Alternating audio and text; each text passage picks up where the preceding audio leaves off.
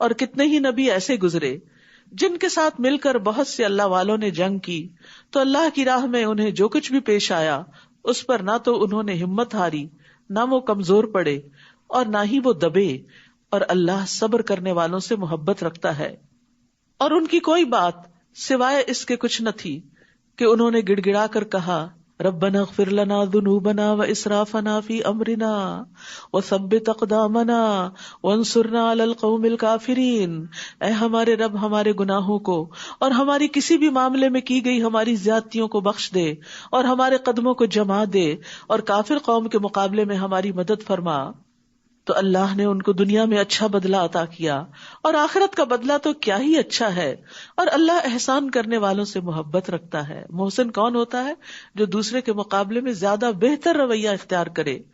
اے لوگو جو ایمان لائے ہو، اگر تم ان لوگوں کی اطاعت کرو گے جنہوں نے کفر کیا تو وہ تمہیں تمہاری ایڑیوں کے بل کفر کی طرف پھیر دیں گے، پھر تم خسارہ پانے والے بن کر پلٹو گے۔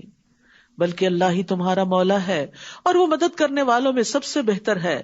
جنہوں نے کفر کیا ہم ضرور ان لوگوں کے دلوں میں تمہارا رعب ڈال دیں گے، اس وجہ سے کہ انہوں نے اللہ کے ساتھ وہ شریک بنائے جن کی اس نے کوئی دلیل نازل نہیں کی، اور ان کا ٹھکانہ آگ ہے، اور کتنا برا ٹھکانہ ہے ان ظالموں کا۔ تو یاد رکھیے کہ شرک جو ہے زندگی میں خوف اور بے برکتی کا باعث ہوتا ہے، اور یقیناً اللہ نے تم سے اپنی مدد کا وعدہ سچا کر دکھایا جب تم انہیں اس کے حکم سے قتل کر رہے تھے، یعنی جنگ احد کے موقع پر، یہاں تک کہ جب تم نے بزدلی دکھائی اور رسول کے حکم کے بارے میں باہم جھگڑا کیا، یعنی ان کی بات نہ مانی، اور جو ہی اس نے تمہیں وہ چیز دکھائی یعنی مال غنیمت جس سے تم محبت رکھتے تھے، تو تم نے رسول کی نافرمانی کی، کیونکہ تم میں سے کوئی وہ ہے جو دنیا کو چاہتا ہے اور تم میں سے کوئی وہ ہے جو آخرت کو چاہتا ہے، پھر اس نے تمہیں ان کافروں سے پھیر دیا تاکہ وہ تمہیں آزمائے، اور یقیناً اس نے تم سے درگزر کیا، اور اللہ مومنوں پر بڑا فضل کرنے والا ہے۔ اذ تسعدون ولا تلوون على احد والرسول يدعوكم في اخراكم، جب تم چڑھے جا رہے تھے یعنی میدان سے بھاگ رہے تھے اور کسی ایک کو بھی مڑ کر نہ دیکھتے تھے، اور رسول تمہیں تمہارے پیچھے سے پکار رہے تھے، تو اس نے تمہیں غم پر غم دیا تاکہ تم اس پر رنج نہ کرو جو تم سے چھن گیا، اور نہ اس مصیبت پر جو تمہیں پہنچی، اور جو تم عمل کرتے ہو اللہ اس کی خوب خبر رکھنے والا ہے۔ تو اس سے یہ پتہ چلتا ہے کہ اللہ بندوں سے چاہتا ہے کہ وہ دنیا کے نقصانات پر غم نہ کریں، اسی لیے وہ بعض اوقات غم پہ غم ڈالتا ہے تاکہ بندہ غم سہنے کا ایسا عادی ہو کہ پھر پرواہ نہ کرے۔ غم انسان کے لیے تنگی پیدا کرتا ہے، اور پھر غم انسان کو کبھی مفید کاموں سے روک بھی لیتا ہے، یعنی غم کے مارے وہ اچھے کام نہیں کر سکتا۔ غم کی وجہ سے انسان کے اندر نفسیاتی گرہیں بھی لگ جاتی ہیں، تو اس لیے بہتر یہی ہوتا ہے کہ انسان اس کو جھٹک دے اور شرح صدر اختیار کرے، اپنے نفس کو اللہ کی مدد سے دعا کے ساتھ خوش رہنے کا عادی بنائے، کیونکہ اگر انسان کا سینہ کھلا ہوگا، دل میں وسعت ہوگی، فراخی ہوگی، تو راحت پائے گا، اللہ کا حکم سمجھے گا اور سمجھانے کے قابل بھی ہوگا اور نیکیوں میں آگے بڑھے گا۔ لیکن اگر وہ غم کی وجہ سے گھٹا رہا تو نیکی کے بہت سے مواقع ہاتھ سے چلے جائیں گے۔ اور یہاں اس چیز کی بھی تعلیم دی گئی کہ جو چیز چھوٹ جائے اس پر بھی غم نہیں کرنا چاہیے۔ اور پھر نبی صلی اللہ علیہ وسلم کی دعا بھی یاد رکھیے، اللہم انی اعوذ بک من الہم والحزن، اے اللہ بے شک میں تیری پناہ مانگتا ہوں غم اور دکھ اور پریشانی سے۔ پھر اس نے تم پر غم کے بعد اونگ کی شکل میں امن نازل فرمایا، یعنی عام طور پر ایسا ہوتا ہے کہ جیسے کوئی فوت ہوتا ہے نا تو بہت زیادہ انسان رو لیتا ہے، تو پھر اس کے بعد ایک عجب سی سکینت بھی طاری ہوتی ہے۔ جس نے تم میں سے ایک گروہ کو ڈھانپ لیا اور ایک گروہ کو ان کی جانوں نے فکر میں ڈال دیا، وہ اللہ کے بارے میں ناحق جاہلیت والا گمان کر رہے تھے۔ وہ کہہ رہے تھے کیا ہمارے لیے اس معاملے میں سے کسی چیز کا کوئی اختیار ہے؟ کہہ دیجئے بے شک معاملہ سارے کا سارا اللہ ہی کے اختیار میں ہے۔ وہ اپنے دلوں میں وہ کچھ چھپا رہے تھے جو وہ آپ کے لیے ظاہر نہیں کر رہے تھے۔ وہ کہہ رہے تھے کہ اگر ہمارے لیے اس معاملے میں کچھ بھی اختیار ہوتا تو ہم اس جگہ قتل نہ کیے جاتے۔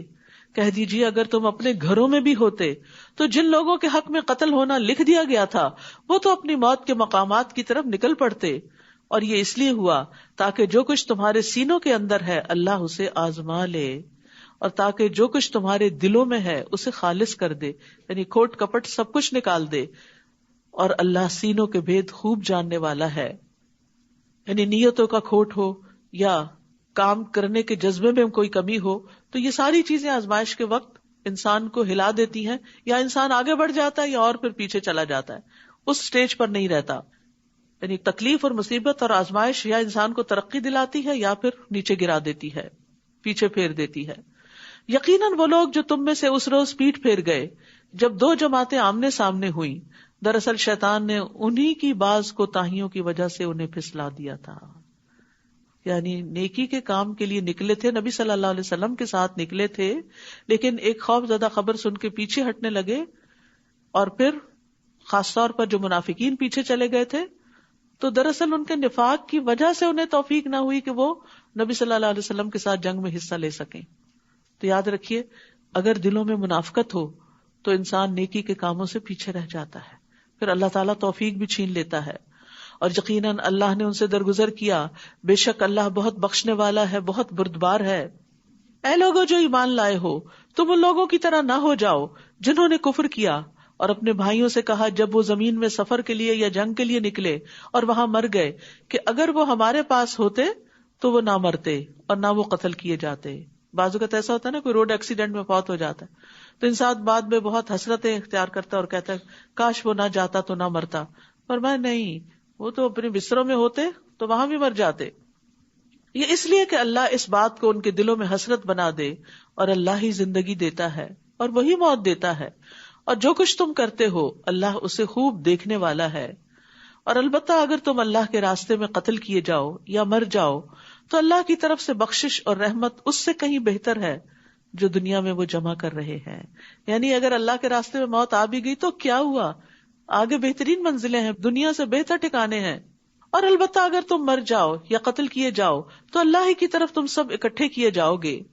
پس اے نبی، اللہ ہی کی رحمت کے باعث آپ ان کے لیے نرم خو ہو گئے، اور اگر آپ تند خو ہوتے، سنگ دل ہوتے، سخت دل ہوتے تو یہ ضرور آپ کے آس پاس سے منتشر ہو جاتے. بس آپ ان سے درگزر کیجئے اور ان کے لیے بخشش مانگیے اور ان سے اہم معاملات میں مشورہ کیجئے. پھر جب آپ کسی کام کا پختہ ارادہ کر لیں تو اللہ پر توکل کریں، بے شک اللہ توکل کرنے والوں سے محبت رکھتا ہے. یاد رکھیے، ایک داعی اور ایک لیڈر کے اندر جو بیسک کوالٹیز ہونی چاہیے، رحمت، نرمی، تواضع اور کندھے جھکا دینا، اور ساتھیوں کے لیے دعا کرنا، ان کی فکر کرنا. نرمی کاموں کو خوبصورت بنا دیتی ہے. نبی صلی اللہ علیہ وسلم نے فرمایا، بے شک نرمی جس چیز میں بھی ہوتی ہے اس کو زینت بخش دیتی ہے، اور جس چیز سے نکال دی جاتی ہے اسے بدصورت کر دیتی ہے. نرمی گھرانوں کو فائدہ دیتی ہے. رسول اللہ صلی اللہ علیہ وسلم نے فرمایا، جس گھرانے کو نرمی عطا کی گئی تو وہ ان کے لیے فائدے کا باعث ہے، اور جن سے نرمی روک دی گئی تو وہ ان کے لیے نقصان کا باعث ہے. یعنی جن گھروں میں نرمی نہیں ہوتی آپس میں ایک دوسرے کے لیے، وہاں نقصان ہی نقصان ہے. اب اس انتظار میں نہ رہے کہ دوسرے نرم ہو تو ہم نرم ہوں، ہم نرمی کا آغاز کریں. اگر اللہ تمہاری مدد کرے تو کوئی تم پہ غالب آنے والا نہیں، اور اگر وہ تمہیں چھوڑ دے تو اس کے بعد کون ہے جو تمہاری مدد کرے گا.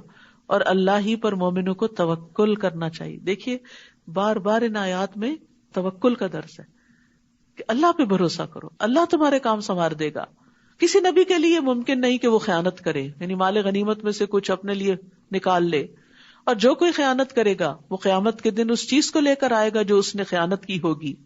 پھر ہر نفس کو اس کی کمائی کا پورا پورا بدلہ دے دیا جائے گا اور وہ ظلم نہ کیے جائیں گے. کیا بھلا وہ جو ہمیشہ اللہ کی رضا کی پیروی کرے اس کی طرح ہو سکتا ہے جو ہمیشہ اللہ کی ناراضگی کے ساتھ پلٹے اور اس کا ٹھکانہ جہنم ہو، اور کتنی بری ہے وہ لوٹنے کی جگہ. ہم درجات عند اللہ واللہ بصیر بما یعملون. وہ اللہ کے نزدیک مختلف درجوں میں ہیں، اور جو عمل وہ کرتے ہیں اللہ اس کو خوب دیکھنے والا ہے. لقد من اللہ علی المؤمنین اذ بعث فیہم رسولا من انفسہم یتلو علیہم آیاتہ ویزکیہم ویعلمہم الکتاب والحکمہ وان کانوا من قبل لفی ضلال مبین. یقیناً اللہ نے مومنوں پر احسان کیا. اللہ کا بہت بڑا انعام ہے، مہربانی ہے، رحمت ہے جب انہی میں سے ایک رسول ان میں بھیجا، یعنی انہی کی قوم کے اندر سے رسول اٹھایا. وہ ان پر اللہ کی آیات پڑھ کر سناتا ہے، یعنی قرآن کی تلاوت کرتا ہے اور ان کا تزکیہ کرتا ہے یعنی ان کے دلوں کے میل کچیل تک بھی نکالتا ہے، ان کے اخلاق سنوارتا ہے. انما بعثت لاتمم مکارم الاخلاق، کہ میں اخلاق کی تکمیل کے لیے بھیجا گیا ہوں. اور انہیں کتاب و حکمت کی تعلیم دیتا ہے، اور یقیناً اس سے پہلے وہ کھلی گمراہی میں مبتلا تھے. تو یاد رکھیے یہ چاروں چیزیں ساتھ ساتھ چلتی ہیں، تلاوت کتاب، تعلیم کتاب اور حکمت کے ساتھ ساتھ تزکیہ بھی، کیونکہ جب تک تزکیہ نہ ہو، اصلاح نہ ہو، تو تعلیم کا مقصد فوت ہو جاتا ہے. کیا احد میں جب تمہیں ایک مصیبت پہنچی، حالانکہ تم بدر میں اس سے دگنی پہنچا چکے تھے، تو تم کہنے لگے یہ کہاں سے آئی؟ کہہ دیجئے وہ تمہارے ہی نفسوں کی جانب سے ہے. بے شک اللہ ہر چیز پر خوب قدرت رکھنے والا ہے. اور جو مصیبت تمہیں اس روز پہنچی جب دو جماعتیں آمنے سامنے ہوئیں، تو وہ اللہ کے اذن سے تھی.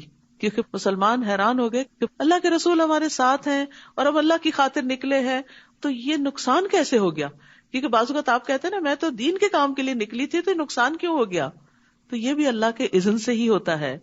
اور تاکہ وہ ایمان والوں کو جان لے، وہ پرکھنا چاہتا ہے کہ کون پھر بھی استقامت اختیار کرتا ہے اور کون اس رستے میں چھوٹے موٹے نقصان سے بد دل ہو کے پیچھے پلٹ جاتا ہے. اور تاکہ وہ لوگوں کو بھی جان لے جنہوں نے منافقت کی، یعنی منافقوں کو الگ کرنا بھی چاہتا ہے. اور جب انہیں کہا گیا کہ آؤ اللہ کے راستے میں جنگ کرو یا دفاع ہی کرو، تو کہنے لگے اگر ہم جنگ کرنا جانتے ہوتے تو ضرور ہم تمہاری پیروی کرتے، تمہارے ساتھ آتے. وہ اس دن ایمان کی بنسبت کفر کے زیادہ قریب تھے، کیونکہ ایمان والوں کا ساتھ نہیں دیا تھا. وہ اپنے منہوں سے وہ کچھ کہہ رہے تھے جو ان کے دلوں میں نہیں تھا، اور اللہ اس کو زیادہ جانتا ہے جو وہ چھپاتے تھے. یہ وہ لوگ تھے جو خود تو پیچھے بیٹھ رہے اور اپنے لڑنے والے بھائیوں کے بارے میں کہنے لگے کہ اگر وہ ہماری بات مانتے تو وہ قتل نہ کیے جاتے. کہہ دیجئے اگر تم سچے ہو تو اپنے آپ کو موت سے بچا کر دکھاؤ. اور وہ لوگ جو اللہ کی راہ میں مارے جائیں، آپ انہیں ہرگز مردہ خیال نہ کریں، بلکہ وہ زندہ ہیں، اپنے رب کے پاس رزق دیے جا رہے ہیں. سبحان اللہ. یعنی یہ موت نہیں جس کو شہادت کہا جاتا ہے، اور وہاں ان کو رزق بھی ملتا ہے.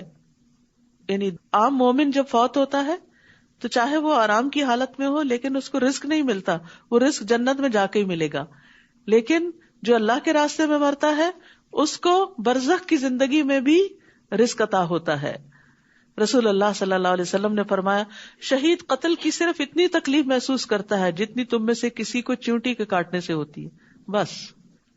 اس کے خون کے پہلے قطرے کے ساتھ اس کی بخشش ہو جاتی ہے، جنت میں اس کا ٹھکانہ دکھا دیا جاتا ہے، عذاب قبر سے محفوظ رہتا ہے، قیامت کے دن بڑی گھبراہٹ سے محفوظ رہے گا، ایمان کے لباس سے مزین کیا جاتا ہے.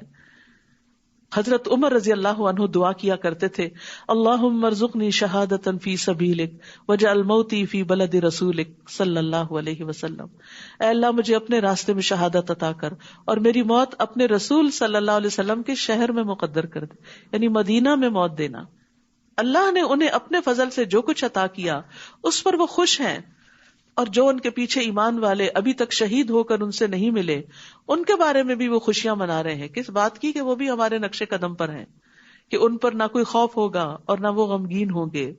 جب آپ کسی منزل تک پہنچ جاتے ہیں تو جو دوسرے لوگ اس منزل کے راہ رو ہوتے ہیں ان کے بارے میں بھی آپ خوش ہوتے ہیں کہ جس لائف کو یا جس چیز کو آپ انجوائے کر رہے ہیں وہ بھی وہاں تک پہنچیں گے. تو مومن جو ہوتا ہے وہ دوسرے مومن کی خوشی پر خوش ہوتا ہے، یہ بھی ایمان کی علامت ہوتی ہے. وہ اللہ کی نعمت اور فضل پر خوش ہوتے ہیں. یہ دنیا سے شروع کرنا پڑتا ہے، جب جا کے مرنے کے بعد فضل جب حقیقی شکل میں مل جاتا ہے تو اس پر خوش ہوتا ہے. اور یقیناً اللہ مومنوں کا اجر ضائع نہیں کرتا. وہ مومن جنہوں نے احد میں زخم لگنے کے باوجود اللہ اور رسول کے حکم پر لبیک کہا، ان میں سے جنہوں نے احسان اور تقوی کی روش اختیار کی ان کے لیے بہت بڑا اجر ہے. یعنی اگرچہ شکست ہوئی پھر بھی بد دل نہیں ہوئے، پھر بھی احسان کی روش اختیار کی. وہ جن سے منافق لوگوں نے کہا کہ دشمن کے لوگ تمہارے خلاف جمع ہو گئے تو ڈرو ان سے، تو ڈرنے کی بجائے اس بات نے انہیں ایمان میں اور بڑھا دیا، اور وہ کہنے لگے حسبنا اللہ ونعم الوکیل، ہمیں اللہ ہی کافی ہے اور وہ بہترین کارساز ہے. ہوا یہ تھا کہ جنگ احد کے بعد یہ خبر مشہور ہوئی کہ دشمن پھر پلٹ کر حملہ کرنے لگا ہے. تو نبی صلی اللہ علیہ وسلم نے لوگوں کو حکم دیا کہ وہ نکلیں اب پھر مقابلے کے لیے. زخموں سے چور لوگ، تھکے ہارے، یعنی صرف جسمانی زخم نہیں تھے، دل میں بڑے بڑے زخم لگ چکے تھے کیونکہ مدینہ کے ہر گھر سے کوئی نہ کوئی شہید ہو چکا تھا. لیکن اس کے باوجود وہ پھر اٹھ کھڑے ہوئے. سوچئے اگر آپ ایک دن تھکے ہوں کسی کام میں, دوسرے دن پھر بلا لیا جائے تو ہمارا حال کیا ہوتا ہے کہ ان کو ہم پہ رحم نہیں آتا. لیکن یہ بھی ایک بڑی سخت آزمائش تھی کہ اس وقت انہیں خوف بھی دلایا گیا, غم بھی تھا, خوف بھی تھا, جسمانی زخم بھی تھے, لیکن پھر بھی وہ کہنے لگے حسبنا اللہ و نعم الوکیل. یعنی جب چیزیں بہت مشکل ہو جایا کرے نا تو اللہ سے مدد مانگا کرے, حسبنا اللہ و نعم الوکیل. یہ وہ کلمہ ہے جسے ابراہیم علیہ السلام نے اس وقت کہا جب ان کو آگ میں ڈالا گیا تھا تو آگ ان پر ٹھنڈی ہو گئی تھی. سبحان اللہ. تو اسی طرح مشکل کام آسان ہو جائیں گے جب آپ حسبنا اللہ پڑھ لیں گے. تو وہ اللہ کی نعمت اور فضل کے ساتھ لوٹے. وہاں جا کر انہوں نے تجارت کی اور نفع کما کر آئے, اور انہیں کوئی تکلیف بھی نہ پہنچی. یعنی جس چیز سے وہ ڈر رہے تھے دشمن بھی بھاگ گیا, اور انہوں نے اللہ کی رضا کی پیروی کی, یعنی اللہ کے فیصلے پر راضی ہو گئے. اور اللہ بہت بڑے فضل والا ہے. یہ توکل کے 4 انعام تھے کہ نعمت ملی, فضل ملا, تکلیف دور ہوئی اور اللہ کی رضا حاصل ہوئی. یہ تو شیطان ہی ہے جو تمہیں اپنے دوستوں سے ڈراتا ہے, تو تم ان سے نہ ڈرو اور مجھ ہی سے ڈرو اگر ہو تم ایمان لانے والے. اور جو لوگ کفر میں بھاگ دوڑ کر رہے ہیں وہ آپ کو غمگین نہ کریں, بے شک وہ اللہ کو ہرگز کچھ بھی نقصان نہیں دے سکتے. اللہ چاہتا ہے کہ ان کے لیے آخرت میں کوئی حصہ نہ رکھے اور ان کے لیے بہت بڑا عذاب ہے. یہاں مومنوں کی حوصلہ افزائی کی جا رہی ہے کہ ان کے دشمن ان کو کچھ بھی نقصان نہیں دے سکتے. اصل ضرورت ہے اپنا ایمان سلامت رکھنے کی. یقیناً وہ لوگ جنہوں نے ایمان کے بدلے کفر خرید لیا وہ ہرگز اللہ کا کچھ بھی نہ بگاڑ سکیں گے, اور ان کے لیے دردناک عذاب ہے. یقیناً کفر کرنے والوں کو جو ڈھیل ہم دے رہے ہیں وہ اسے اپنے حق میں ہرگز اچھا خیال نہ کریں. یعنی اللہ کی نافرمانی کے باوجود اگر کوئی مصیبت نہیں آ رہی تو یہ مت سمجھو کہ اللہ راضی ہے تم سے. بے شک یہ ڈھیل تو ہم انہیں اس لیے دے رہے ہیں تاکہ وہ گناہوں میں اور زیادہ بڑھ جائیں, اور ان کے لیے رسوا کن عذاب ہے. یہ بھی بڑی ڈرنے کی بات ہے کہ انسان اللہ کی نافرمانی کرے اور دنیا میں اس پر کوئی آزمائش اور امتحان نہ ہو, اور انسان سمجھے کہ میں جو کر رہا ہوں ٹھیک ہی کر رہا ہوں. کیونکہ جب مشکل آتی ہے تو انسان اپنی غلطیوں کا سوچتا ہے. اور ایسا نہیں ہو سکتا کہ اللہ مومنوں کو اسی حال پہ چھوڑ دے جس پر تم اس وقت ہو, یہاں تک کہ ناپاک کو پاک سے الگ کر دے. اور نہ ہی اللہ ایسا ہے کہ تمہیں غیب پر مطلع کرے, لیکن اس کے لیے وہ اپنے رسولوں میں سے جسے چاہتا ہے چن لیتا ہے. بس اللہ اور اس کے رسولوں پر ایمان لے آؤ. اگر تم ایمان لاؤ گے اور تقوی اختیار کرو گے تو تمہارے لیے بہت بڑا اجر ہے. وَإِن تُؤْمِنُوا وَتَتَّقُوا فَلَكُمْ أَجْرٌ عَظِيمٌ. تقوی انسان کے دل پر بھی ایک چیک ہوتا ہے کہ برا نہیں سوچنا, نیگیٹو تھنکنگ نہیں. زبان پر بھی ایک لاک لگاتا ہے, کوئی بری بات زبان سے نہیں نکالنی. ایکشن میں بھی انسان کو روک کے رکھتا ہے کہ کہیں زیادتی نہیں کرنی. اور وہ لوگ جو اللہ کی عطا کردہ فضل میں بخل کرتے ہیں وہ ہرگز نہ سمجھیں کہ یہ ان کے حق میں بہتر ہے, بلکہ یہ ان کے حق میں بہت برا ہے. قیامت کے دن وہ ضرور اسی چیز کے ساتھ توق پہنائے جائیں گے جس میں انہوں نے بخل کیا. اور آسمانوں اور زمین کی میراث اللہ ہی کے لیے ہے, اور جو تم عمل کرتے ہو اللہ اس سے خوب باخبر ہے. یقیناً اللہ نے ان لوگوں کی بات سن لی جنہوں نے کہا کہ اللہ فقیر ہے اور ہم غنی ہیں, ہمارے پاس بہت مال ہے. اللہ خود نہیں دیتا, ہم سے دلواتا ہے, نعوذ باللہ. ہم ضرور لکھ لیں گے جو انہوں نے کہا. اور انبیاء کا ناحق قتل کرنا بھی, اور ہم کہیں گے چکھو مزہ جلانے والے عذاب کا. ابھی دنیا میں یہ سب باتیں بڑی آسانی سے کر رہے ہو, جب ہماری طرف پلٹو گے پھر دیکھنا کیا ہوتا ہے. یہ عذاب اس وجہ سے ہے جو تمہارے ہاتھوں نے آگے بھیجا, تمہاری اپنی کمائی ہے. بے شک اللہ بندوں پہ قطعاً ظلم کرنے والا نہیں.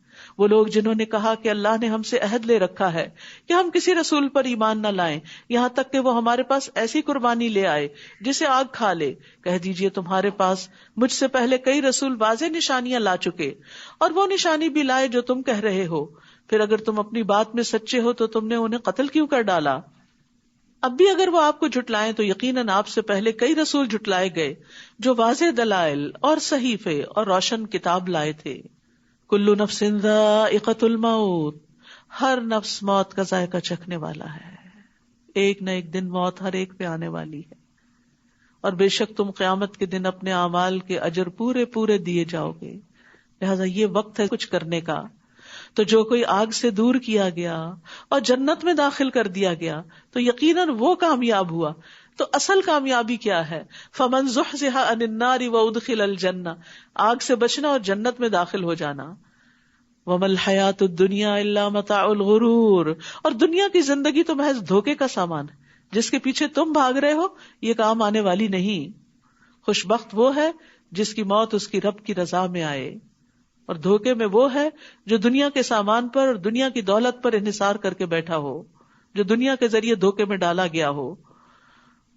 یاد رکھیے رسول اللہ صلی اللہ علیہ وسلم نے فرمایا جنت میں ایک کوڑا رکھنے کی جگہ دنیا اور جو کچھ اس میں ہے سب سے بہتر ہے. تم اپنے مالوں اور جانوں میں ضرور بضرور آزمائے جاؤ گے، اور تم اپنے سے پہلے اہل کتاب اور شرک کرنے والوں سے یقیناً بہت سی اذیت کی باتیں سنو گے. یعنی جب تم دین پر چلو گے تو تمہیں بہت سی مخالفت کا سامنا کرنا پڑے گا. اس موقع پر کرنا کیا ہے؟ تم بھی بس زبانی شروع کر دو، تم بھی جوابی کچھ الزام لگانے شروع کر دو؟ نہیں. وَإِن تَصْبِرُوا وَتَتَّقُوا، اگر تم صبر کرو اور تقوی اختیار کرو تو یقیناً یہ بہت ہمت کے کاموں میں سے ہے. تو بڑے دل والے ہی بڑی ہمتیں کیا کرتے ہیں اور پھر بڑے درجات پاتے ہیں. تو یاد رکھیے اللہ سبحانہ وتعالیٰ نے یہاں آگاہ کر دیا کہ اپنے آپ کو تکلیف کے لیے تیار رکھو. دین پر چلنا آسان نہیں، رکاوٹیں مشکلیں آئیں گی اور ہر ایک پر آزمائش آتی ہے. رسول اللہ صلی اللہ علیہ وسلم نے فرمایا سب سے سخت آزمائش انبیاء پر، پھر صالحین پر، پھر درجہ بدرجہ عام لوگوں پر، اور انسان پر آزمائش اس کے دین کے اعتبار سے ہی آتی ہے. دین میں پختگی ہو تو آزمائش میں اضافہ کر دیا جاتا ہے، کمزوری ہو تو آزمائش کم کر دی جاتی ہے. تو اللہ کی طرف سے آنے والی آزمائش پر ناراض نہیں ہونا چاہیے. جو راضی رہتا ہے اس حال میں بھی اللہ اس سے راضی ہو جاتا ہے، اور جو ناراض ہوتا ہے اللہ تعالیٰ اس سے ناراض ہو جاتا ہے. اور جب اللہ نے اہل کتاب سے پختہ عہد لیا کہ تم ضرور اسے سب لوگوں کے لیے بیان کرو گے اور تم اسے چھپاؤ گے نہیں، تو انہوں نے اس عہد کو پس پش ڈال دیا اور اسے تھوڑی قیمت میں بیچ ڈالا. تو کتنا برا ہے جو وہ بدلے میں لے رہے ہیں. آپ ہرگز ان لوگوں کو کامیاب خیال نہ کریں جو اپنے کیے ہوئے کاموں پر خوش ہوتے ہیں اور وہ چاہتے ہیں کہ ان کاموں پر بھی ان کی تعریف کی جائے جو انہوں نے کیے ہی نہیں. یہ بھی منافقین کی علامت ہے کہ کام نہ کرنا اور کریڈٹ خود لینے کی کوشش کرنا، یعنی کسی کی محنت پر تعریف چاہنا. تو آپ ہرگز انہیں عذاب سے نجات پانے والا خیال نہ کریں، اور ان کے لیے دردناک عذاب ہے. یعنی اللہ کو سب پتا ہے کہ کون کس وقت کس اخلاص کے ساتھ کیا محنت کر رہا ہے. اور آسمانوں اور زمین کی بادشاہت اللہ ہی کے لیے ہے، اور اللہ ہر چیز پر پوری قدرت رکھنے والا ہے. اور پھر یہاں سے شروع ہوتی ہے سورت آل عمران کی آخری آیات. رسول اللہ صلی اللہ علیہ وسلم نے فرمایا آج رات مجھ پر چند آیات نازل ہوئی ہیں، اس آدمی کے لیے ہلاکت ہے جس نے ان کو پڑھا لیکن ان میں غور و فکر نہیں کیا.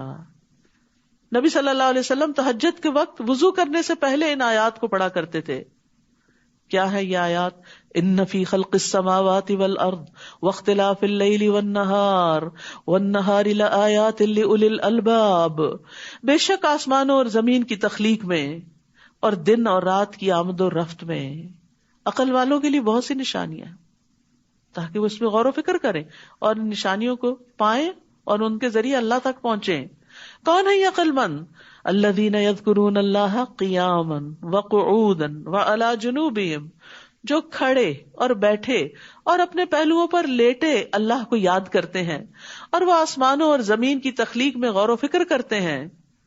یعنی وہ صرف ذکر نہیں کرتے، وہ فکر بھی کرتے ہیں، وہ یہ سب دیکھتے ہیں، کہتے ہیں اے ہمارے رب تو نے یہ سب کچھ بے مقصد نہیں پیدا کیا. یہ اتنا بڑا آسمان، یہ زمین، اس میں رنگ رنگ کی چیزیں جو پیدا کی اور زمین پیدا کرتی چلی جا رہی ہے، اور یہ طرح طرح کے انسان اور ان کی عقلیں اور ان کے کام، یہ سب کچھ ایسے بے مقصد نہیں ہو سکتا. تو پاک ہے کہ کوئی بے مقصد کام کرے، بس ہمیں آگ کے عذاب سے بچا لے. تو یہاں ذکر کو غور و فکر پر مقدم رکھا گیا ہے. ام درداء سے پوچھا گیا ابو درداء اکثر کیا کرتے تھے؟ وہ کہتی ہیں وہ اکثر سوچوں میں غرق رہتے تھے، یعنی غور و فکر زیادہ کرتے تھے. لیکن یاد رکھیے غور و فکر کرنے کے لیے خاموشی بھی ضروری ہوتی. ہر وقت باتیں کرنے والا غور و فکر نہیں کر سکتا. جو کسی کی بات توجہ سے سنے ہی نہ، وہ کیا غور و فکر کرے گا؟ ان سے پوچھا گیا آپ کا کیا خیال ہے، کیا غور و فکر کرنا اعمال میں سے ایک عمل ہے، یہ کوئی نیکی کا کام ہے؟ انہوں نے کہا ہاں، یہ ایک یقین ہے، یعنی یہ ایسا عمل ہے جس کے ذریعے یقین حاصل ہوتا ہے. اور علم کے ساتھ جب یقین حاصل ہو جاتا ہے، چاہے اللہ تعالیٰ کی ذات کے بارے میں یقین ہو یا کسی اور چیز کے بارے میں، تو جب یقین حاصل ہو جاتا ہے تو انسان کے عمل میں اضافہ ہوتا ہے. ابن عون کہتے ہیں غور و فکر کرنے سے غفلت ختم ہو جاتی ہے، دل میں خشیت پیدا ہوتی ہے، جیسا کہ پانی کاشتکاری کے لیے نباتات اگاتا ہے، اسی طرح جتنا غم دلوں کو چمکاتے ہیں اتنا کوئی اور چیز دلوں کو نہیں چمکاتی، اور جتنا غور و فکر سے دل روشن ہوتے ہیں اتنا کسی اور چیز سے روشن نہیں ہوتے. یعنی غم کی وجہ سے انسان کی بہت سی صلاحیتیں جاگ بھی اٹھتی ہیں، الا یہ کہ وہ اس پہ مسلط ہی ہو جائے اور سب کچھ اس کا ختم کر دے. وہ دعائیں کرتے ہیں، اے ہمارے رب، بے شک جسے تو آگ میں داخل کرے تو حقیقتاً تو نے اسے رسوا کر دیا. اصل بے عزتی جہنم میں جانا ہے اور ظالموں کے لیے کوئی مددگار نہیں. یہ دیکھیے یہاں ساری دعائیں ربنا سے شروع ہوں گی. اب اے ہمارے رب، ہم نے ایک پکارنے والے کو سنا جو ایمان کی طرف پکار رہا تھا کہ تم اپنے رب پر ایمان لے آؤ، تو ہم ایمان لے آئے. اے ہمارے رب، ہمارے لیے ہمارے گناہوں کو بخش دے اور ہم سے ہماری برائیوں کو دور کر دے اور ہمیں نیک لوگوں کے ساتھ فوت کر. اے ہمارے رب، اور ہمیں وہ عطا کر دے جس کا تو نے اپنے رسولوں سے ہم سے وعدہ کیا تھا، اور تو ہمیں قیامت کے دن رسوا نہ کرنا، یعنی جہنم سے بچانا. بے شک تو اپنے وعدے کے خلاف نہیں کرتا. فاستجاب لهم ربهم، تو ان کے رب نے ان کی دعا قبول کر لی. تو یہ دعائیں مانگنی چاہیے، یہ قبولیت والی دعائیں ہیں کہ میں تم میں سے کسی عمل کرنے والے کے عمل کو ضائع نہیں کروں گا، خواہ مرد ہو یا عورت. نو ڈسکریمنیشن، کوئی جینڈر ڈسکریمنیشن نہیں. جو بھی اچھا کام کرے گا اس کو بدلہ ملے گا. تم میں سے باز ہی سے ہیں تو وہ لوگ جنہوں نے ہجرت کی اور جو اپنے گھروں سے نکالے گئے اور میرے راستے میں ستائے گئے، انہوں نے جنگ کی اور وہ مارے گئے. البتہ میں ضرور ان سے ان کی برائیاں دور کر دوں گا اور میں ضرور انہیں ایسے باغات میں داخل کروں گا جن کے نیچے نہریں بہ رہی ہوں گی. یہ بدلہ ہے اللہ کی طرف سے، اور اللہ ہی ہے جس کے پاس اچھا بدلہ ہے. تو جو لوگ ایمان لا کر تکلیفیں اٹھائیں، اللہ سبحانہ وتعالیٰ ان تکلیفوں کے بدلے ان کے گناہ معاف کر دے گا. لا یغرنک تقلب الذین کفروا فی البلاد، کفار کا شہروں میں چلنا پھرنا یعنی آزادی سے گھومنا پھرنا کوئی رکاوٹ نہیں، آپ کو ہرگز دھوکے میں نہ ڈالے کہ یہ کامیابی کی علامت ہے. یہ تو تھوڑا سا فائدہ ہے، پھر ان کا ٹھکانہ جہنم ہے اور وہ کتنا برا ٹھکانہ ہے.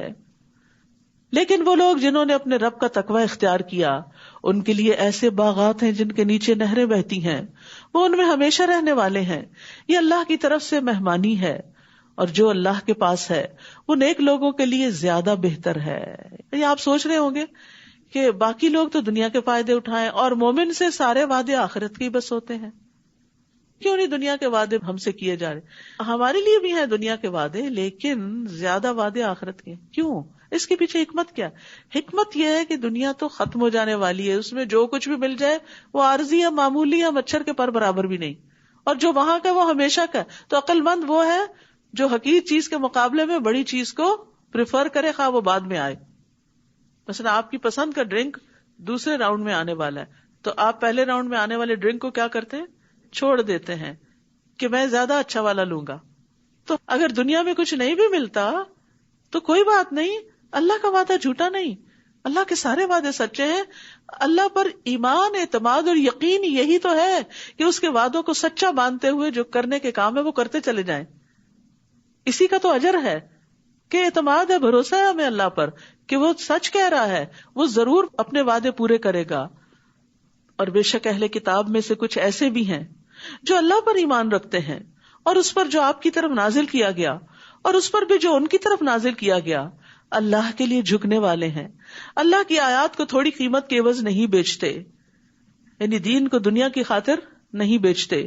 ایسے ہی لوگوں کا اجر ان کے رب کے پاس ہے، بے شک اللہ جلد حساب لینے والا ہے. یا ایھا الذین آمنوا اصبروا وصابروا ورابطوا واتقوا اللہ لعلکم تفلحون. اے لوگو جو ایمان لائے ہو، صبر کرو اور مقابلے میں مضبوط رہو اور تیار رہو اور اللہ کا تقوی اختیار کرو تاکہ تم کامیاب ہو جاؤ. یہاں پر آپ دیکھیے سورت میں جو چیز بار بار ریپیٹ ہوئی کامیابی کی علامت، وہ کیا ہے؟ صبر اور تقوی. صبر تکلیف دہ چیز کے پیش آنے پر، اور تقوی تکلیف دہ حالات میں بھی اللہ کی اطاعت پر جمے رہنے پر. تو صبر اور تقوی دونوں لازم و ملزوم ہوتے ہیں، دونوں سے بندوں کی اصلاح بھی ہوتی ہے.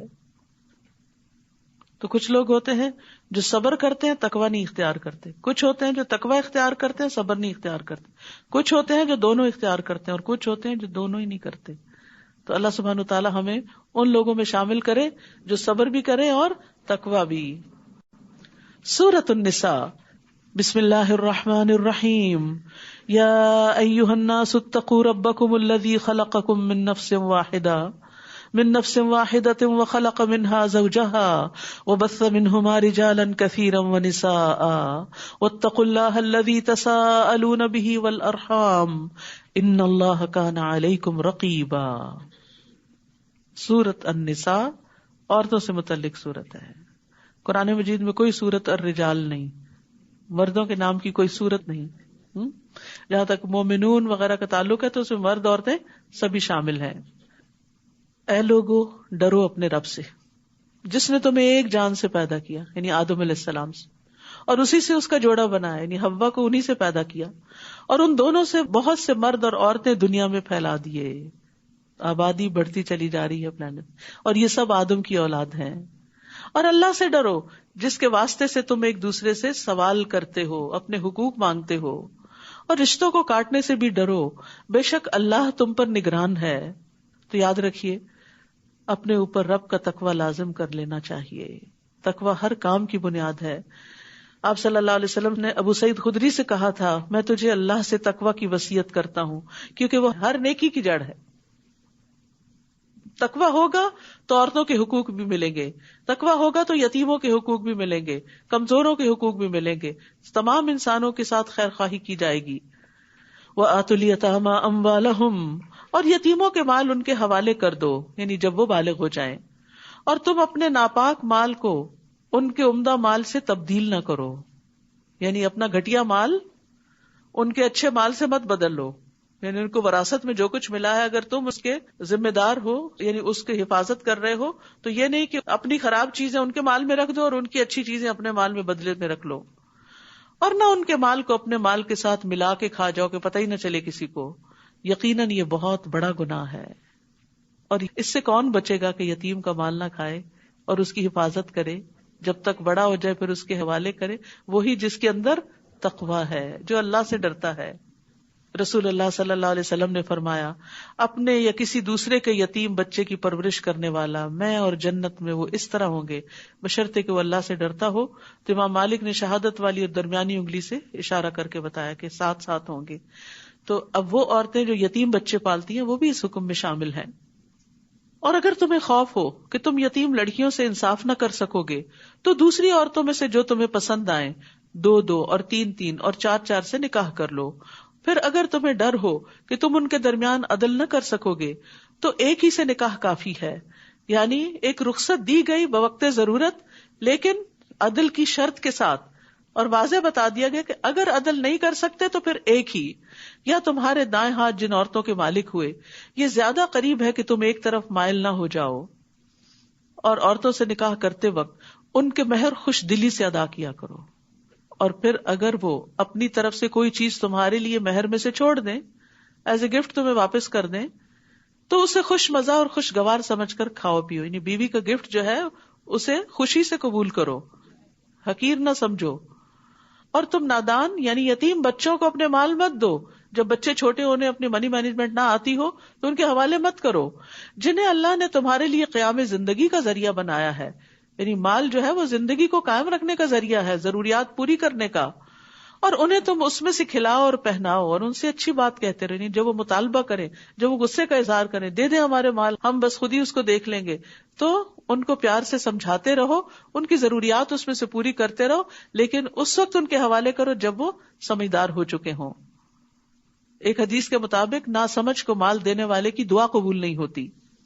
اور یتیموں کو آزماتے رہو یہاں تک کہ جب وہ نکاح کی عمر کو پہنچ جائیں یعنی میچور ہو جائیں. پھر اگر تم ان میں سمجھ بوجھ پاؤ تو ان کے مال ان کے حوالے کر دو. اور تم ان کے مال اسراف اور جلدی کرتے ہوئے مت کھاؤ اس ڈر سے کہ وہ بڑے ہو جائیں گے اور پھر ان کو دینا پڑے گا. اور جو کوئی تم میں سے مالدار ہو تو اسے یتیموں کے مال سے بچنا چاہیے، یعنی ان کے مال میں سے بطور اجرت نہ لے. اور جو مالی طور پر محتاج ہو اسے چاہیے کہ وہ معروف طریقے سے کھائے، یعنی اپنا محنت کا حق وصول کر لے. لیکن محتاط طریقے سے. پھر جب تم ان کے مال ان کے سپرد کرو تو ان پر گواہ ٹھہرا لو، اور حساب لینے کے لیے اللہ کافی ہے. مردوں کے لیے اس ورثے میں سے ایک حصہ ہے جو والدین اور قریبی رشتہ دار چھوڑ جائیں، اور عورتوں کے لیے بھی ایک حصہ ہے اس ورثے میں سے جو والدین اور قریبی رشتہ دار چھوڑ جائیں، چاہے وہ رسول اللہ صلی اللہ علیہ وسلم کا دور جاہلیت ہو یا آج کا معاشرہ ہو. عورتوں کے حقوق مارے جاتے ہیں، اور خاص طور پر ان کو وراثت میں سے نہیں دیا جاتا کہ ان کی شادی پہ اتنا خرچ ہو گیا تھا، ان کی تعلیم پہ اتنا خرچ کر دیا تھا، اب باقی سب کچھ بیٹوں کا ہے. نہیں، عورتیں یعنی لڑکیاں بھی اس میں شریک ہیں جو والدین اور قریبی رشتہ دار چھوڑ جائیں. ورثہ کم ہو یا زیادہ اس میں ایک طے شدہ حصہ ہے، اور ورثے کی تقسیم کے وقت جب غیر وارث رشتہ دار اور یتیم اور مسکین موجود ہوں تو انہیں اس میں سے کچھ نہ کچھ دے دو، اور اگر نہ دے سکو تو ان سے مناسب طریقے سے بات کرو. یعنی جب وراثت تقسیم ہو رہی ہو اور خاندان کے لوگ موجود ہیں جو اس میں سے حصے دار نہیں، اور وہ دیکھ رہے ہیں، ان کی نظر ہے کچھ چیزوں پر، تو کچھ نہ کچھ ان کو ایز اے کرٹسی دے دو. اور اگر نہیں دے سکتے تو اچھے سے بات ہی کر لو، کیونکہ الکلمۃ الطیبۃ صدقہ، اچھی بات بھی صدقہ ہے. یعنی صرف مال کا ہی صدقہ نہیں ہوتا، اچھی بات کا بھی صدقہ ہوتا ہے. اور وراثت تقسیم کرنے والوں کو اس بات سے ڈرنا چاہیے کہ اگر وہ اپنے پیچھے ناتواں اولاد چھوڑ جاتے تو موت کے وقت انہیں ان کے بارے میں کتنا اندیشہ ہوتا. لہٰذا انہیں چاہیے کہ اس معاملے میں اللہ سے ڈرے اور جچی تلی بات کریں، کیونکہ اب یتیموں کی پرورش کا معاملہ آ رہا ہے تو ان کے کئی ناجائز مطالبات بھی ہوں گے، تو ان کے ساتھ معاملہ اللہ سے ڈرتے ہوئے کرتے رہو. بے شک وہ لوگ جو یتیموں کے مال ظلم کرتے ہوئے کھا جاتے ہیں، یقیناً وہ اپنے پیٹوں میں آگ ہی بھر رہے ہیں، اور ضرور وہ بھڑکتی ہوئی آگ میں چلیں گے. بعض اوقات ایسا ہوتا ہے نا کہ کہیں پر باپ فوت ہوتا ہے، بچے پیچھے چھوڑتا ہے، ایک بھائی ان میں سے زیادہ اسٹرانگ ہوتا ہے اور دوسرے کمزور ہوتے ہیں، تو وہ سب کا حصہ دبا کے بیٹھ جاتا ہے اور دینے پہ راضی نہیں ہوتا. اور پھر جو فوت ہوتا ہے حتیٰ کہ اس کے یتیم بچوں کے لیے بھی کچھ نہیں چھوڑتا. تو اس طرف توجہ دلائی گئی کہ جو لوگ یتیموں کا مال کھائیں وہ اپنے پیٹ میں آگ بھر رہے ہیں. بعض اوقات مرد حضرات ایسے کام کرتے ہیں تو as a sister, as a wife, as a mother ان کو سمجھانا چاہیے، ان کی محبت میں ان کی خیرخواہی کرتے ہوئے. کیونکہ بعض اوقات میں نے دیکھا مائیں ساتھ مل جاتی ہیں، مائیں بیٹوں کے ساتھ مل جاتی ہیں اور بیٹیوں کا حق ان کو نہیں دیا جاتا. تو یہ بیٹے کل قیامت کے دن کام آنے والے نہیں. اللہ تمہیں تمہاری اولاد کے بارے میں تاکید کرتا ہے. بیٹے کے لیے 2 بیٹیوں کے برابر حصہ ہے. وہ کیوں؟ عورت کو آدھا کیوں مل رہا ہے؟ اس لیے کہ عورت پر نان نفقے کی ذمہ داری نہیں ہے. عورت کو اپنی شادی کے وقت پھر مزید مہر بھی ملے گا اور اس کا شوہر اس کے مالی امور کا خیال بھی رکھے گا، جبکہ مرد کو جو ملے گا وہ اپنی شادی کے وقت مہر بھی دے گا اور اپنے اوپر، اپنے بچوں پر، اپنے گھر والوں پر، حتیٰ کہ اگر اور رشتہ دار بھی ہیں تو ان کے اوپر بھی اپنا مال خرچ کرے گا، تو اس کو نسبتاً زیادہ دیا گیا. یہاں کوئی ڈسکریمنیشن نہیں. اگر شوہر فقیر ہو، عورت ملینئر ہو، تو بھی عورت کے اوپر کوئی ذمہ داری نہیں کہ وہ گھر میں خرچ کرے، شوہر ہی کی ذمہ داری ہے. ہاں یہ تو پھر الگ بات ہوتی ہے نا کہ باہم محبت کی وجہ سے عورت کہتی ہے کہ میں اپنے شوہر کو اور اپنے بچوں کو کیسے غربت میں دیکھ سکتی ہوں، اور میں اپنے اس مال کو کیا کروں گی، یہ انہی کے لیے تو ہے. تو وہ خوشی سے جو بھی خرچ کرتی ہے پھر وہ اس کے لیے صدقہ شمار ہوتا ہے، اس کے لیے باعث اجر ہوتا ہے. تو جو عورتیں کام کرتی ہیں اور گھر میں کنٹریبیوٹ کرتی ہیں تو وہ ان کا احسان ہے اور اس احسان کو ماننا چاہیے. اور وہ جو لاتی ہیں اور جو بھی کچھ خرچ کرتی ہیں ان کا شکریہ ادا کرنا چاہیے اور ان کے ساتھ اچھا سلوک کرنا چاہیے، نہ کہ ان سے چھینا جھپٹی کر کے ان کو ذلیل کر کے ان کو دکھ دیا جائے. پھر اگر میت کی وارث 2 سے زیادہ بیٹیاں ہوں تو ان کو ترکے کا 2/3 حصہ دیا جائے گا، اور اگر ایک ہی بیٹی وارث ہو تو اس کے لیے ترکے میں سے آدھا ہے. اگر میت کی کوئی اولاد ہو تو اس کے والدین میں سے ہر ایک کو ترکے میں سے 6واں حصہ ملے گا، اور اگر وہ صاحب اولاد نہ ہو اور اس کے وارث والدین ہی ہو، بچے کوئی نہیں، صرف ماں باپ ہی ہیں، تو ماں کے لیے ترکے کا 3واں حصہ ہوگا. اور اگر اس میت کے بہن بھائی بھی ہو تو اس کی ماں کے لیے 6واں حصہ ہوگا. یہ سب تقسیم وصیت پوری کرنے یا قرض کی ادائیگی کے بعد ہوگی. تم نہیں جانتے کہ تمہارے والدین اور تمہاری اولاد میں سے کون فائدہ پہنچانے میں تم سے قریب تر ہے. یہ اللہ کی طرف سے طے شدہ حصے ہیں. بے شک اللہ بہت علم والا اور کمال حکمت والا ہے. اس لیے اس تقسیم پہ راضی ہو جاؤ، اس پر اعتراض نہ کرو. اللہ سبحانہ تعالیٰ جس طرح سارے حالات کو جانتا ہے تم نہیں جانتے، اس لیے صرف ظاہری اور وقتی طور پر اگر آدھا آدھا دے کر تم خوش ہو جاتے ہو کہ ہم نے زیادہ انصاف کیا، نہیں، اللہ سبحانہ وتعالیٰ زیادہ انصاف کرنے والا ہے. کیونکہ اسلام کا یہ نظام جو وراثت کی تقسیم کا ہے، یہ پورے آن دا ہول سارے سسٹم میں لیا جائے گا، نہ کہ ایک جز کے طور پر، جس میں عورت کے حقوق اور بچوں کے حقوق کے دیگر احکامات بھی موجود ہیں. کیونکہ اللہ سبحانہ وتعالیٰ بندوں پر ان کے والدین سے بھی زیادہ مہربان ہے. وہ عام محاورہ ہے نا، ایک 70 ماؤں سے بھی بڑھ کے پیار کرتے ہیں. تو پھر یہ اس کی محبت ہے کہ اس نے اس معاملے میں رسول اللہ صلی اللہ علیہ وسلم کو بھی نہیں کہا کہ آپ تقسیم کر دیں، ترازو اپنے ہاتھ میں رکھی کہ اس نے سب کے حصے خود بانٹ دیے. وَلَكُمْ نِصْفُ مَا تَرَكَ أَزْوَاجُكُمْ، اور اگر تمہاری بیویاں صاحب اولاد نہ ہوں تو ان کے ترکے میں تمہارے لیے آدھا حصہ ہے. پھر اگر ان کی اولاد ہو تو تمہارے لیے ترکے میں سے وصیت پوری کرنے یا قرض کی ادائیگی کے بعد چوتھا حصہ ہوگا. اور اگر تم صاحب اولاد نہ ہو تو تمہاری بیویوں کے لیے ترکے میں سے چوتھا حصہ ہے. پھر اگر تمہاری اولاد ہو تو ان کے لیے ترکے میں سے 8واں حصہ ہے. یہ سب تقسیم وصیت پوری کرنے یا قرض کی ادائیگی کے بعد ہوگی. اور اگر کوئی مرد یا عورت بے اولاد ہو، کلالہ، اور اس کے ماں باپ بھی حیات نہ ہو، مگر اس کا ایک بھائی اور ایک بہن ہو، تو بھائی اور بہن ہر ایک کو چھٹا حصہ ملے گا. اگر وہ اس سے زیادہ ہو تو سب کے سب ترکے کے 1/3 میں شریک ہوں گے. یہ سب تقسیم وصیت پوری کرنے یا قرض کی ادائیگی کے بعد ہوگی، بشرطے کہ کسی کا نقصان نہ کیا گیا ہو. یہ اللہ کی طرف سے ایک تاکیدی حکم ہے، اور اللہ خوب جاننے والا ہے، بہت بردبار ہے. یاد رکھیے، ورثے کی تقسیم اس وقت ہوگی جب وصیت پوری کر دی جائے اور قرض ادا کر دیا جائے میت کی طرف سے. تو وصیت میں تکلیف پہنچانا کبیرہ گناہوں میں سے ہے، اور وصیت بھی 1/3 مال میں سے ہونی چاہیے. کسی وارث کے لیے وصیت نہیں ہو سکتی، 1/3 سے زیادہ میں وصیت نہیں ہو سکتی. وارث اگرچہ غنی ہو لیکن پھر بھی 1/3 سے زیادہ وصیت درست نہیں. تلک حدود اللہ، یہ اللہ کی حدود ہے.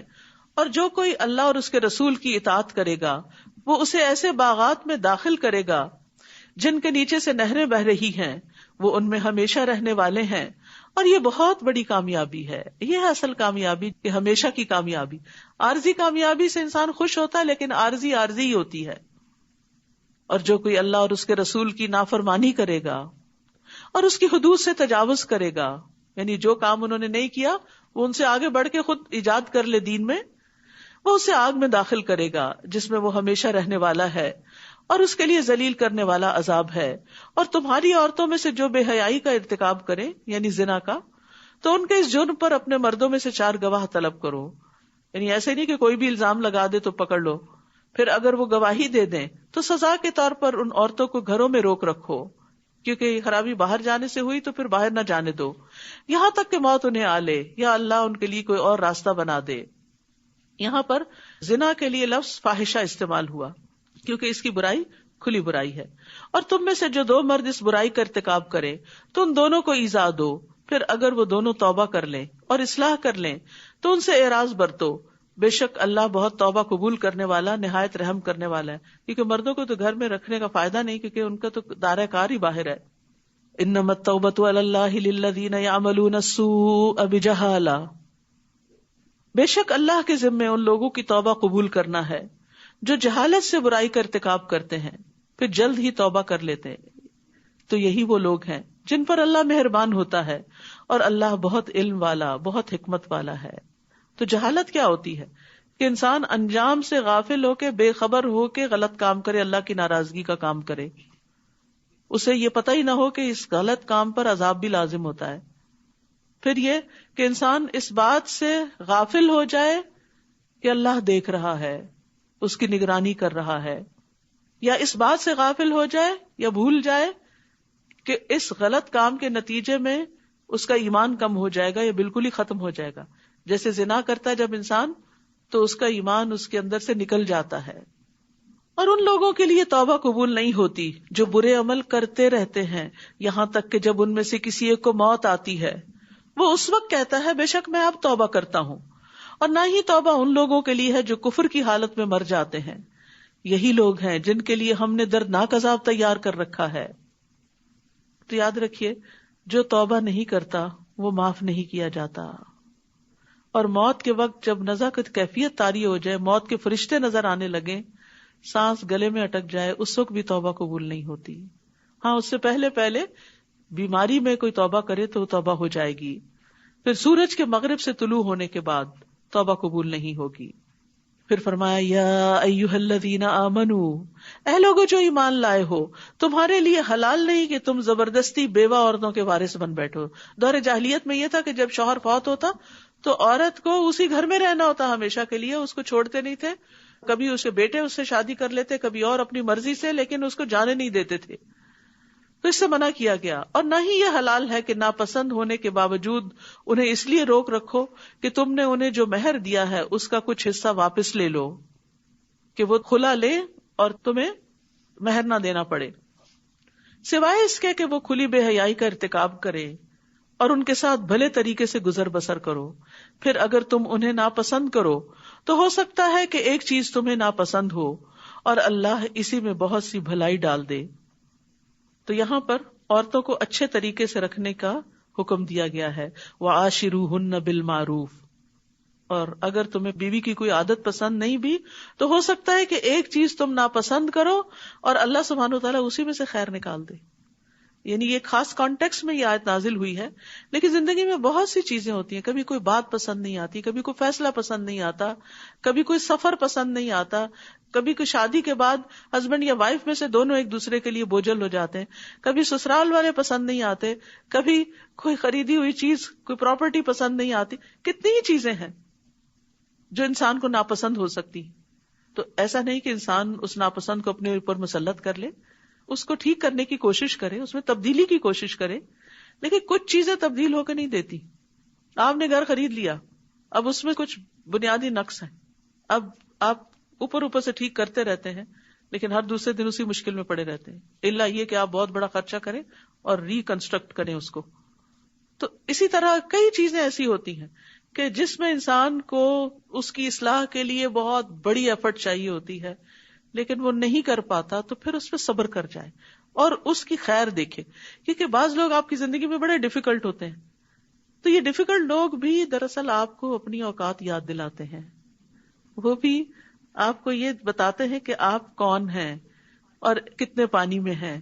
یا پھر یہ ہے کہ انسان اپنی غلطیوں کو یاد کرنے لگتا ہے. مثلا بچوں میں سے کوئی بہت ستاتا ہے تو انسان اپنے بچپن کی زیادتیاں یاد کرنا شروع کر دیتا ہے، پھر اپنی توبہ کرتا ہے، پھر والدین سے معافی مانگتا ہے، پھر ان سے حسن سلوک کرتا ہے. وہ فوت ہو چکے ہیں ان کے لیے صدقہ خیرات کرتا ہے کہ یار اب ہم نے اپنے ماں باپ کے ساتھ انجانے میں، جہالت میں، ناسمجھی میں زیادتیاں کی، اب ہماری اولاد ہمیں ناکو چنے چبا رہی ہے، یا اللہ ان کو ہدایت دے دے، ہمارے ان گناہوں کو معاف کر دے جن کی سزا ایک طرح سے ہمارے سامنے ہے، تاکہ دنیا میں ہی صفائی ہو جائے.